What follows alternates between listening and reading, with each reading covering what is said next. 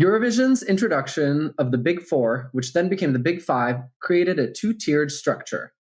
The acts from the countries that pay the most money into the EBU get to skip the semifinals, while everyone else competes. However, there are some who go further, arguing that the rule is a necessary corrective to political bloc voting. These new Eastern European countries impulsively supporting each other based on cultural or political affinity and not, quote unquote, the quality of the music. So we've decided to test that theory with Vox senior policy correspondent Josh Keating. Josh has spent a decade and a half reporting on the current state of international affairs from countries including Iraq, Somalia, Russia, China, and Haiti for publications such as Slate, Foreign Policy, The Washington Post, The New York Times, The Los Angeles Times, Politico, The Guardian, and more. And Josh's book, Invisible Countries, explores the fledgling nations that aren't recognized by the major European institutions like the UN or, as we talk about on this podcast, Eurovision. Also, I want to say on a personal note, Josh is a great guest, not only for his foreign policy reporting experience, he is a killer vibraphone player. And I'm pretty sure the first person I ever wrote a song with. It's true. Yeah.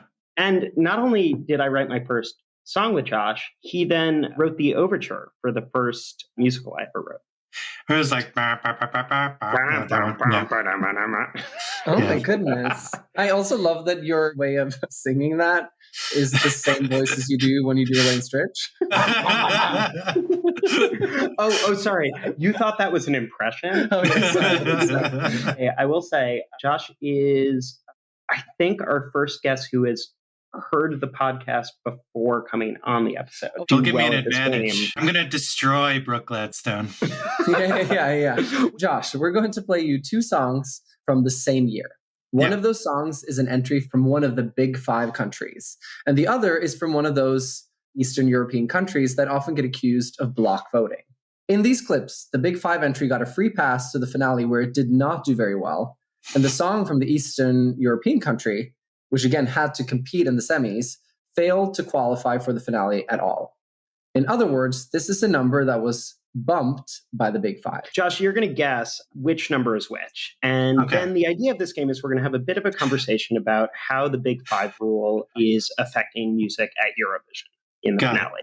This game, Josh, about the Big Five is one that we're calling Size Matters with Josh Keating. Okay. What do you know about Eurovision going into this? I used to work on this blog for foreign policy called Passport. We tended to do like sort of quirky, weird things. We had a writer who was like a specialist in like Balkan politics. She like pitched a story. It was like, okay, Josh, so on Eurovision, there was a singing turkey that was like insulting all the countries, but that wasn't the controversy. The controversy was that the turkey said Macedonia instead of former Yugoslav Republic of Macedonia, which at the time was its official name. And like a lot of Greeks are really upset about it. And I was like, you have to back up 4 steps because I don't understand half the words you just said. I love an international competition. Like I love the Olympics. The thing is, the Olympics does not have any singing turkeys, as far as I know. Really... I haven't followed sports in a while. But listen, I've been looking for an exercise that I can do. What are the Big Five countries in Eurovision, if you had to guess, Josh? Germany, France, England, Italy? Oh my God. Nailed it. You nailed it. The thing that almost threw me is, isn't Sweden the Eurovision power? In a way that kind of points to the core of it. Sweden does really well at Eurovision because they have all the producers and the songwriters and stuff. But the Big Five is not about that. Like the UK is terrible at Eurovision. When Sweden didn't make it to the finals? That must have been a revolution. Wait, would you say that was Sweden's Waterloo? So we're going to start with Eurovision 2015, Josh. Okay, so this is clip 1? Yes. Okay.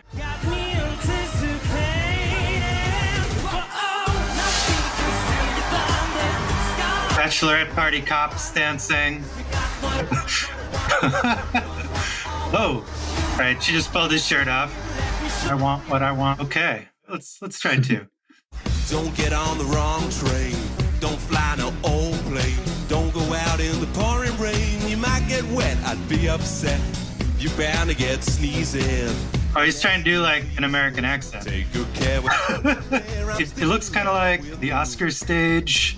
I guess they're going for like a Roaring 20s jazz age thing, but they're doing like sort of fake American Southern accents.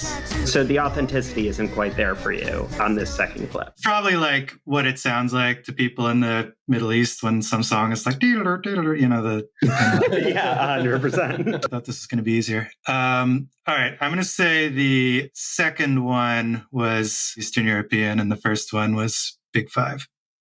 I want to add an element to the game. Oh my Yeah. God. In Hey, addition to saying which one you think is a Big Five, I also want you to guess which Big Five country you think it is. Oh, geez. I'm going to say the first one was Italy. I feel why you said that. I feel the vibe. Unfortunately, the first one was Moldova. Oh, okay. And the second one was the UK. Really? So the Those first people were one- native English speakers? Those people could speak English, yeah. They can't sing English, but they can Okay. speak it. I'm sort of shocked by that, actually.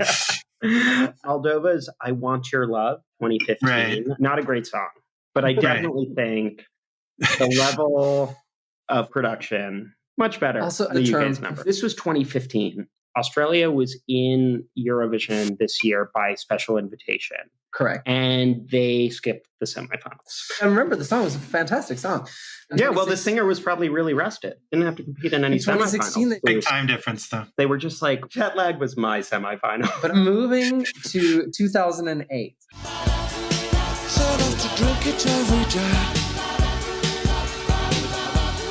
Okay, he's carrying like a beach ball, the earth. Did he just suck helium? Oh my God, I kind of love this. Some of the ones I've seen are trying so hard to be quirky and it's sort of like irritating. But like this guy, I got like genuinely weirdo vibes from him. Yeah, I was like, Josh is going to like this one. I will say that All right, let's see what this one is. Let me love you. Just let me love you. Kiss me and let me die before you tell me goodbye. Okay. The first one was Big Five. The second one was Eastern European. Nailed it. which country would you guess that of the Big Five that the first one is? France. Oh my God. Yes, you nailed it. He's so French. He's like the Frenchest man I've ever seen. So his name is Sebastien Tellier. He was nearly run out of town for this act in France because it was in English. France does not send songs in English to Eurovision. Yeah. Like literally, this was. I would imagine not. So I think he's the Frenchiest, but I also think everybody else in France is even Frenchier. I will say that the second clip, Fyrom. yeah, with North Macedonia or former Yugoslav Yugoslavia Republic Republic. of Macedonia, ever since I think 2019, they're now called North Macedonia. They said it was to get into NATO, but maybe it was really Eurovision. Especially as a kid, Eurovision is where you started noticing that it's like, oh, Czechoslovakia, it's not Czechoslovakia this year. Because it would always be funny to me when they would throw over the votes to now we're going to go to former Yugoslav Republic of North Macedonia. And they could never fit the name on screen. So it said F.Y.R. Macedonia. So now moving to Eurovision 2023. 2020. Oh, all right. Blood and glitter, sweet and bitter. We're so happy we could die. Blood and glitter. It's just like when they try to do metal at Eurovision, it's just like I know. Yeah, it's the But the worst. interesting is- I just have to say, No, but- I am so glad to have another American where this like No, music. but anytime it's happened, it's always like an established metal band. Yeah, the costume. It's just so schlock, though. I think metal is a lot of fun. Metal for straight people is like what certain things for gay people are, where you're like, yes, it's over the top. Yes, it's camp. You can really read authenticity, I think, between the stuff that actually is like good versus not. But okay, so Josh, initial reactions to that first clip? his hair was cool. I think Josh did to that number what a local newspaper does to a kid show when they hate it. And it's like, I can't believe those kids learned all of those lines. Yeah. Yeah. All right. Okay, second clip. I heard them scream, it was too dark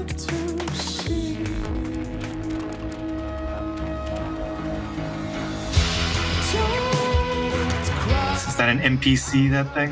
The Eurovision LCD sound system?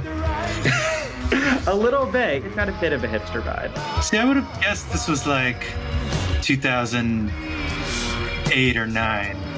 Time is a construct in Eurovision. It's like certain genres of music get like Eurovision-ified. I think that's the thing with the chorus of that song. Ultimately, it has to be performed in an arena of 25,000 people. So it's like you can try and be a little indie, like, oh, we've got this like rhythmic drum pattern. And then it's like, no, you gotta in the chorus get expansive and big. I'm gonna say the first one was Eastern European and the second one was some staid, stuck-up Western European country. Germany? Okay, so this is incredibly interesting. Okay. Because you are wrong. Okay. But you did get the big How wrong? correct. So the first number is the big 5 number. Blood and Glitter is Germany's entry for 2024. Huh. Okay. Sudden Lights was Latvia's entry. this was one that was put on this list with a little bit of an agenda, which is that like, I do think your reaction is 100% the reaction that most people would have, particularly given the point of view of Western European nations who are in Eurovision, which is that like, if we get rid of the hierarchy, if we get rid of all of these rules, we are going to be nothing but like Eastern European camp. It's time to move to 2016. I will help you learn to fly, I don't know if I can make an American football reference on the show, but he looks a lot like Ray Lawrence, the quarterback of the Jacksonville Jaguars. I mean, you absolutely can, just neither of us will understand it. It's like the wolves of his spirit coming out. The wolves are... The wolves of Euro Trevor Lawrence are like coming up on the Eurovision stage. Yeah, no, the wolves are definitely a strong choice. Josh, initial reactions to that number? Wolves, hair. Wolves' hair. That's my reaction. Yeah, wolves' hair, which actually I think is one of the more positive reviews. No, I think that number got. Come on and raise your battle cry. You are the one who never dies. Hooray, sing it la la la la. Go on, sing it la la la la. I like the second song better. Okay. So I'm trying to like game theory it out now. Many people have tried to get into the psychology of Charlie, and no one has succeeded. I've been trying for decades. I'm going to say the second one was Eastern European, but I don't feel great about that guess. On the first one, what is the big 5 country you would select? Germany? I'm really sad to break the news to you that it's incorrect. I had a feeling. It's the second one that is a big 5, and the big 5 country is Spain. Okay.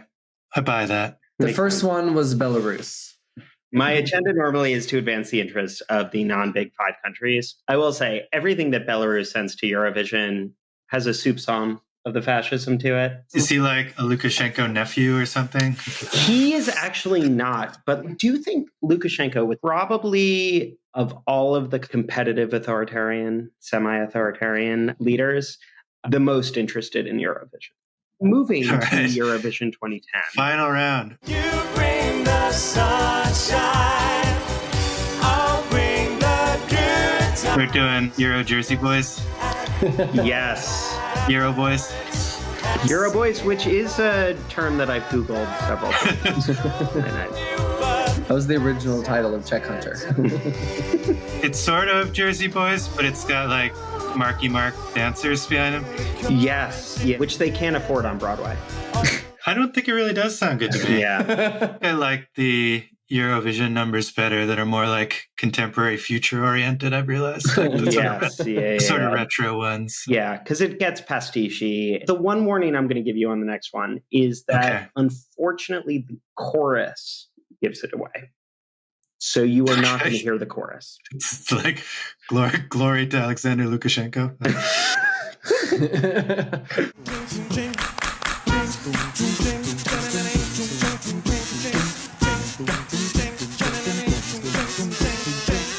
Right, Josh, what are you seeing? This is acapella. Do you remember rockapella? I'm a little flummoxed. Well, the second one, it's like you got the rockapella thing, and then the almost bouncy horn thing comes in the middle, and they're playing. the fake instruments, like they're the Weebles or something. I will just put my cards on the table and say, I'm a big fan of that number. I'm going to say the first one was Big Five. Italy? Okay, so I will say you are correct that the first one is Big Five.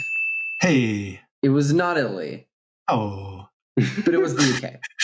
So actually, now that you say that, I purpose totally of the additional points. The second one is a number called Eastern European Funk, which is the chorus. Yeah. What country are they from? It's a Lithuanian number. What's kind of great, and unfortunately I had to cut around this, the lyrics of this song that they sent to Eurovision include, "We've had it pretty tough, but that's okay. We like it rough. We'll settle the score. Survived the Reds and 2 world wars." So this is a Lithuanian song with the chip on its shoulder. And I think if I were to describe my musical taste, it would be a Lithuanian song with the chip on its shoulder. So No, that's incredible. The thing I was sort of like expecting is like my sort of rule for how I know I'm in Eastern Europe when I'm traveling is that there's like ear-shattering house music playing at breakfast. Yes, there is like a lot of Eastern European pop that's very house, that's very techno.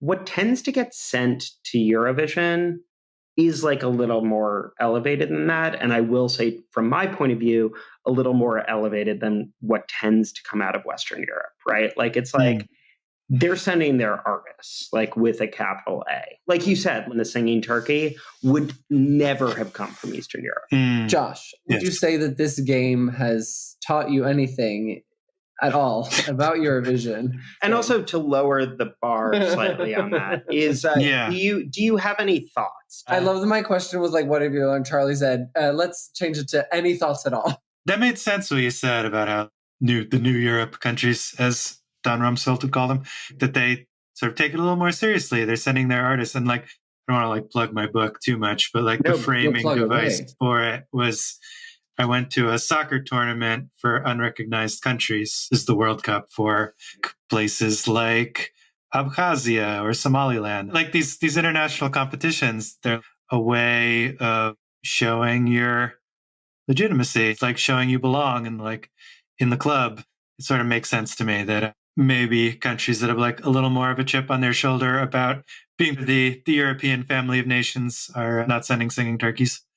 Coming from what you know about European institutions and the way that they navigate between wanting to project a value of like democracy, and but also having to live in the reality that you need larger countries to be on board, either for financial reasons, either for like security reasons. What's the way that you would sort of like navigate the situation? You inevitably end up contradicting yourself. In the book I was writing, I was looking at FIFA, the like World Soccer Federation. I was in Abkhazia, this like Russian-backed separatist enclave in Georgia, which is obviously not a member of FIFA. You know, that they're not a UN member state either, but they're like, what about Kosovo? Why can't we? You try to apply universal standards, but it's sort of like very much in the eye of the beholder. The rules-based international order is always going to open itself up to accusations of hypocrisy. People lose sight of how much progress has been made since like Europe's experience in the first half of the 20th century and what would be lost if they actually disappeared. Like, basically, I'm saying like Eurovision is preventing World War III. The next World War. Well, here's the thing: is you need an institution to remind you that the most important goal is love, love, peace, peace. Yes. What always strikes me is that like when Putin justifies this, he always refers to the UN Charter and we're protecting the rights of minorities. This is our right to collective self-defense. Like the countries that are just wanting to like exercise naked power, like they use the language of the rules-based international order. I think it's one of those interesting things that you could either say is positive or negative. Like you could be like, the fact that Putin makes these arguments about international law means that international law is meaningless, right? But secondarily, like there is something about the fact that Putin has to make the argument. Yes, there's a tremendous amount of hypocrisy in this idea of the rules-based international order. And yes, you have to acknowledge the muddle of it. but actually it's better than the alternative. It's like what you said about like the decline of wars, having the ideal out there and having enough credibility that it limps on. Yeah. Probably in the end, better. I'll sign on to that. Agree or disagree. And which of the big Thumbs up. five do you think that came from? Josh, thank you so much for being Yes. on the pod. I've been very excited to come on the show. I've Yes, been I'm so enjoying glad it we so got to have far. you on. All the mysteries of the Euroverse.